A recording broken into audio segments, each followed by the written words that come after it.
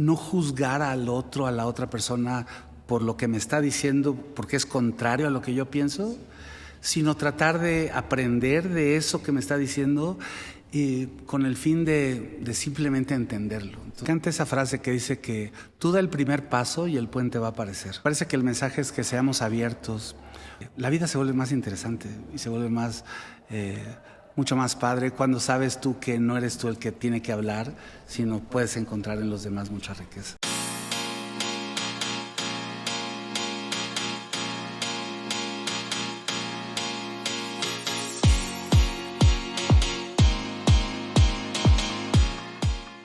Hola, ¿qué tal? Bienvenidos todos a Hablemos de Industria en una edición más. En esta ocasión tengo el honor de tener como invitado a César Solares, presidente de Dale Carnegie México. César, muchísimas gracias por haber aceptado la entrevista. Un placer y un gustazo estar contigo. César, ¿qué es Dale Carnegie? Bueno, Dale Carnegie es una compañía que fue fundada por Dale Carnegie y en 1912 en Nueva York empezó a dar los primeros programas, le llaman en inglés de soft skills, que son habilidades blandas, que tienen que ver con estas habilidades para conectar con la gente, para tener liderazgo. Y Dale Carnegie empezó allí en Nueva York en 1912 y él murió en 1955. Yo creo que si ahorita ve el legado que dejó, Dale Carnegie actualmente está en 90 países. Todos los programas se dan en cerca de 30 idiomas. Hay más de 9 millones de graduados en el mundo. Y la mayoría es gente de empresas, de gente que quiere echar para adelante. Y yo tengo el honor de representarla en México desde el 2001. Entonces ya tengo 23 años aquí en Dale Carnegie. Y bueno, pues estoy feliz de estar ahora contigo en tu programa. Eso es Dale Carnegie. Platican todo el tiempo con empresarios, con personas y los coachean y los ayudan a poder ser mejor personas. ¿En qué tipo de apoyos, en qué tipo de coacheos? Fíjate que es muy interesante. Muchas personas ya conocen que la palabra coach es esas palabras que no es de un origen deportivo. Todo el mundo creemos que es deportivo, pero no es de un origen como de la lengua romana o latina, sino es anglosajona. Y coach, las mujeres que tienen las bolsas de coach, son unos carruajes. Y hacían una analogía, sobre todo en Oxford, cuando empezaba en Inglaterra, cuando empezaba, los buenos maestros les decían coach porque así como transportaba los carruajes de un lugar a otro a las personas, los maestros en las universidades los transportaban de un lugar a otro. Entonces, esa parte de coach, si me preguntas qué es lo que nosotros hacemos, es primero entender en el análisis de la brecha, en el gap analysis, en dónde están y hacia dónde quieren que los transportemos. Entonces, principalmente cuando estamos trabajando con algún empresario, con algún dueño, director, líder, gerente, no importa la persona, tenemos que entender que está en un lugar y que quiere ir a otro lugar. Entonces, ya que tenemos ese análisis de la brecha y entendemos el contexto y las circunstancias, les empezamos a ayudar para que lleguen a sus objetivos, a sus KPIs, a lo que ellos están trabajando. Sobre todo en la parte de cultura organizacional en las empresas. Y eso es importante en todos los niveles. Sé que desde los que están aprendiendo apenas esos skills o esos soft skills de los cuales habla, hasta grandes empresarios a nivel internacional. Sí, es verdad. Por ejemplo, de los grandes empresarios, Lee Iacocca, en la industria automotriz, recientemente Alan Mulally, que estuvo en Boeing, no de los que nos tomamos, sino de los aviones. Y también estuvo en Ford, fue la persona que rescató Ford. Entonces, tienes razón, hay muchísima gente en el mundo empresarial, industrial, que a través de estos soft skills encuentran un lugar donde entender su potencial, su propio potencial, y de ahí transformarse y ir para adelante. Entonces, eso es para todos. Es para todos. Para los que están empezando, para los que tienen experiencia. ¿Cuál es el común denominador que han encontrado desde esos grandes empresarios o líderes de industria hasta a lo mejor personas que van empezando? Sí, voy a parafrasear a Lee Iacocca en una frase que dejó muy importante dentro de Chrysler. Él decía que este programa de Dale Carnegie estaba abierto para todos en la empresa, pero sobre todo para aquellos que creen que no lo necesitan. Entonces, cuando llega la gente con nosotros de cualquier nivel, primero llegan con una parte escéptica en algunos casos, otros llegan que fue muy recomendado, pero no importa en qué posición estás, vas para adelante.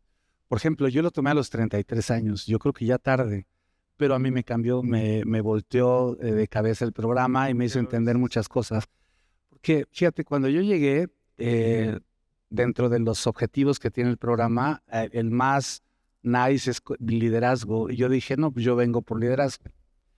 Y cuando me doy cuenta que quiero hablar en público ante un grupo de 20 personas, 25 personas, y no me salen las palabras y me pongo nervioso, me di cuenta que lo que yo necesitaba era autoconfianza, era creer más en mí mismo. Entonces, cuando empiezo a entender de qué se trata todo y me doy a mí la oportunidad, en ese entonces, bueno, yo no era ni gerente de ventas de Dale, yo estaba arrancando como vendedor. Me abrió un panorama, empecé a entender más a los clientes, empecé a vender, empecé a ir para adelante y creer más en mí mismo. De ahí viene la palabra confianza. Confidere en latín quiere decir creer. Cuando yo creí más en mí mismo, yo empecé a ir hacia adelante, y por eso es que el programa y los programas de Dale podrían estar para cualquier persona, no tan solo para los líderes o algo. Temas de autoconfianza, el famoso miedo, y que a veces lo encontramos en emprendimiento, lo encontramos en innovación, encontramos en las nuevas tecnologías. ¿Cómo podemos romper esos miedos, César? Es la pregunta de preguntas. Es muy fácil y muy difícil. Lo primero que hay que hacer es dar el paso y hacerlo. Sí. En mi caso, dar 5 pasos, ponerme en el escenario y hablar. Es hacer en el mundo físico aquello que tú sabes que te va a ayudar, y que si no lo haces, también es una decisión, también tiene consecuencias no salir de esa zona de confort por el miedo, porque ¿cuál crees tú que sea el arrepentimiento más grande de no haber hecho aquello que querías hacer? Probablemente cuando veas que alguien más sí se atrevió a hacerlo y la rompió, ¿no? Sí, y sabes que no tener la calidad de vida y la confianza y la alegría de haber tenido esa satisfacción de aventarte. Es. Entonces, me parece que para cualquier persona que lo quiera hacer, el primer punto que le diría yo a ellos es todo lo contrario. También piensa que si no lo haces, ¿qué consecuencias va a tener para ti? Y si sí lo haces, ¿cómo podría brillar esa persona que llevas dentro tan solo por aventarte y hacerlo? Entonces, esos emprendedores que tienen una nueva idea, que tienen una... Hoy mismo, aquí en el evento, se me acercaron personas que traen algunos emprendimientos espectaculares. Y son chavos que no han terminado la prepa. Y entonces me dijo, dame un consejo. Me acaba de decir uno de ellos. Le dije, pues haz lo que acabas de hacer conmigo. Ven, párate enfrente y dilo. Y síguelo haciendo hasta que dé, hasta que le pegues. Entonces, mi consejo más sencillo es, piensa en el costo de oportunidad de no hacerlo y lo que te va a pasar en la vida. Y creo que puede ser más doloroso que sí aventarte y hacerlo. Eso, Pepe Tam, en uno de los episodios aquí también de Hablemos de Industria, nos platicaba que llegó a Bill Gates y se atrevió a mandarle un correo electrónico y le respondió. Eso. ¿Cuál ha sido el momento que para ti, en tu vida profesional o personal, haya significado el haberte atrevido a algo que le tenías miedo y al final funcionara? Fíjate, hablando de Dale Carnegie y de la empresa, pocas personas saben que cuando yo... se presentó, es como en todos lados, se presentó la oportunidad, yo ya vendía bien, era un buen trainer, y se presentó la oportunidad de que pudiera yo hacer un pitch junto con otras 13, 14, 15 empresas para poder ganar la franquicia en México. Entonces, cuando se presentó la oportunidad, pues simplemente lo hice y me preguntaron, oye, ¿tienes tanto dinero para poderlo hacer? Y yo dije sí, y no es cierto, no lo tenía. Entonces, en el momento, y lo dije con tanta confianza que hasta pensaron que sí lo tenía. Entonces, cuando ya la gané, ya lo único que necesitaba era conseguir inversionistas. Y había mucha gente que ama lo que hacemos, que les ha cambiado de alguna manera y les ha ayudado a transformar en sus vidas. Y entonces no fue difícil encontrar a los inversionistas y empecé. Y yo creo que ese ha sido de los momentos que me aventé y lo hice. Y es como, me encanta esa frase que dice que tú da el primer paso y el puente va a aparecer. Eso, y parece que cuando tú tienes confianza en algo, lo proyectas a través de la pasión y la pasión contagia a los demás. Sí, es correcto. Qué bueno, César. Y seguramente en tu vida hay muchas personas que te han contagiado, que has visto esa pasión, que te han contagiado y que te han inspirado a aventarte a hacer algo diferente. Sí. Ponos un ejemplo. Fíjate que en la primera persona que pienso, pues siempre pensamos en las personas más cercanas a nosotros. Es mi mamá. Mi mamá es una optimista. Ella tiene una fe en Dios, tiene una confianza tal que desde pequeños nos las inculcó. Entonces, cuando, por ejemplo, yo me iba a ser instructor, yo trabajaba como horas extras ya muy noche y llegaba todavía con mis papás y me decían, ¿y te están pagando horas extras? Le decía, no, pero no, te tienes que pagar tú hasta el estacionamiento, sí, y no te están pagando nada. Me decían, no. Y ya después de algunos meses llegué a decirles, oigan, necesito lana para pagar mi certificación. Y entonces mi papá dijo, no puede ser, ¿estás en una secta o qué es eso? Y mi mamá al día siguiente, con mucho amor, me dijo, ven, acompáñame al cajero. Fuimos a sacar disposiciones para poder pagar la certificación y ella me ayudó. Entonces yo pienso que de las personas que han causado un eco en mi vida ha sido mi mamá, mi papá, que un tipo verdaderamente inteligente. Era de las personas que podían encontrar y ver más allá de lo obvio. Lo obvio está en la superficie, pero siempre buscaba algo más. Entonces, ellos dos han sido un modelo de vida para mí y son de las personas que más me han ayudado y admiro. Hablábamos hace unos días de la diferencia entre una empresa familiar y una familia empresaria. Y una de las cosas que recordaba era que parece un juego de palabras donde... Sí, pero no lo es. Pero no lo es. Empresa familiar, tú pones en medio a la empresa y después va la familia. Una familia empresaria pones en el centro de todo a la familia. Así es. Y después a la empresa. ¿Y qué tan importante justamente es hacerlo? Porque son los que te van a apoyar en esos proyectos, sí, en las buenas, pero también en las malas, donde también, a veces se hace falta. También. ¿Qué mensaje le darías a seguramente muchas personas que pertenecen a empresas familiares, que tienen que a veces trabajar con familia, sí, en alguna compañía, y qué consejo les darías a ellos? Esa pregunta me la hicieron hace 20 minutos una chica que pusieron un negocio de hamburguesas, lleva 5 años el negocio, les está yendo muy bien, y la familia empresarial, por decirlo así, es papá, mamá, la chica con la que hablé y su hermana. Y le dije, ¿y en qué quieres que te ayude? Y me dice, en la parte de administración. Le digo, ¿qué tiene la administración? ¿Les está yendo bien? Sí. ¿Están ganando lana? Sí.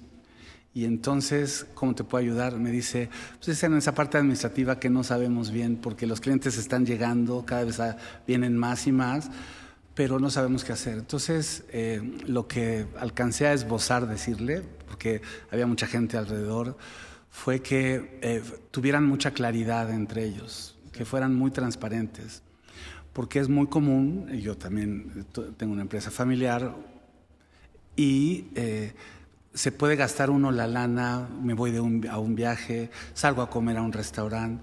Entonces, hay que saber destinar.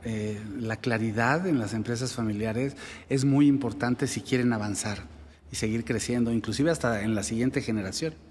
Entonces, ya que están papá, mamá ahí y las 2 hijas, la claridad en la administración, en la parte del dinero, es bien importante para subsistir y que las cosas sigan bien, porque sabes que si no siguen bien, luego se rompe hasta la familia. Sí. Entonces, me parece que esa sería una de las muchas cosas que podría hablar, es de la claridad en los procesos, en la transparencia.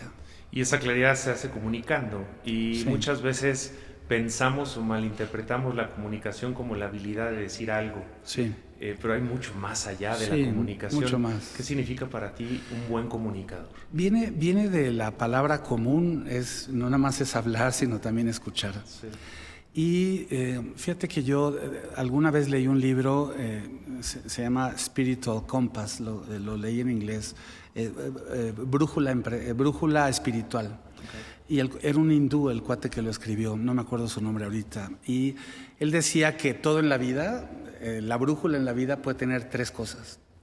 Lo que es lo natural, y le llama él en hindú sádvico, de sattva, es uno de los puntos que manejan. El otro es rajásico, rajá, que como los rajás, como que quieren algo a cambio, ganar. Y el otro que es tamásico, tamásic, que es tóxico. Entonces, todo en la vida cabe en eso. Por ejemplo, si hablamos de política, puede haber grandes políticos que fueron sádicos, que era lo natural, lo que se debe de hacer. Hay otros que son más rajásicos y hay otros que son más tóxicos. Si lo ves en la comida, un mismo platillo puede ser lo natural, sin problema. Pues si ya te echas la botella de vino, la comidita, ya se vuelve más rajásico, pero si te sigues hasta las 6 de la noche o hasta las 8 o 10 de la noche, ya se vuelve tóxico. Y en la comunicación, él hablaba y a mí me quedó muy claro. La comunicación, que es la pregunta que me haces, es la sádvica, es la que siempre debió haber sido y la que es la que es transparente, que no busca nada, la que busca simplemente entender y decir las cosas tal cual. No te quiero convencer de nada y tampoco quiero que tú me convenzas a mí. Y es una comunicación abierta. Existe mucho la rajásica en la empresarial, sí, y es necesaria. Tengo que hacer lo que sea para vender una idea, ese ya es otro tipo de comunicación. Pero la tóxica me gustó mucho cómo la maneja, que es cuando se vuelve, lo tóxico es un monólogo. La sádvica es un diálogo abierto, la otra es tenemos que ganar, pero cuando se vuelve ya un monólogo, ya se vuelve una comunicación tóxica. Entonces me parece que la comunicación debería de ser no juzgar al otro, a la otra persona por lo que me está diciendo, porque es contrario a lo que yo pienso, sino tratar de aprender de eso que me está diciendo con el fin de simplemente entenderlo. Entonces, eso es para mí ven la parte común de un diálogo abierto. Y hoy en las macrotendencias, en las nuevas tecnologías, a veces parece que algunos empresarios nos estamos cerrando a escuchar lo que otras personas nos quieren decir a través de esas invenciones o a través de esos cambios. ¿Por qué es importante escuchar lo que está pasando a las personas, pero también escuchar a las tendencias y para poder ser empáticos y montarnos en esa ola? Sí, fíjate que hay dos cosas que me gustaría hablar de esta parte que suelen algunos empresarios, o yo mismo, tú mismo, de no escuchar o de estar en un monólogo. La mayor parte de las veces me he dado cuenta, Ron, que como tuvimos un éxito en el pasado y nos funcionó, creemos que todavía nos puede seguir funcionando en el futuro. Y tenemos la firme convicción de que así va a ser. Y dejamos pasar la oportunidad de que otras generaciones, otro tipo de personas con un discurso distinto nos puedan venir a ayudar. Entonces, esa es una de las razones por las que creo que pasa eso.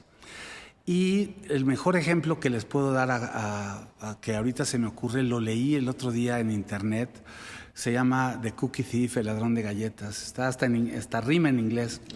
Y la historia cuenta que están en un aeropuerto, una señora a punto de subirse a un avión y en esas tiendas de conveniencia compra una bolsa de galletas, se sube al avión, al lado de ella había un gentleman, un caballero, y despega el avión, la bolsa de galletas estaba en medio de los dos y sin agua va, dice la señora, el empresario, el caballero, agarra una galleta, se la come y se le queda viendo como diciendo, por lo menos pídemela, ¿no? Entonces ella agarra 2 galletas, se la come, él le sonríe Y entonces ella empieza a hacer gestos de no estoy de acuerdo. Al ratito él pues vuelve a agarrar otra galletita y ella dice, no puede ser este cuate.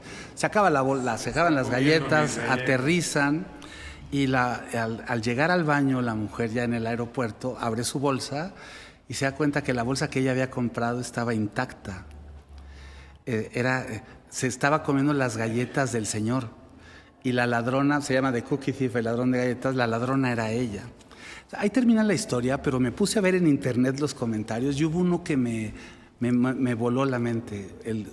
Una persona dijo, ¿cuántos de nosotros a veces creemos tener la razón sí o sí? Como esta señora lo tenía. Y después de un tiempo nos damos cuenta que nosotros éramos los ladrones de galletas. Ha pasado con muchas industrias, con empresas que quebraron, porque por éxitos pasados creíamos que nos podía funcionar.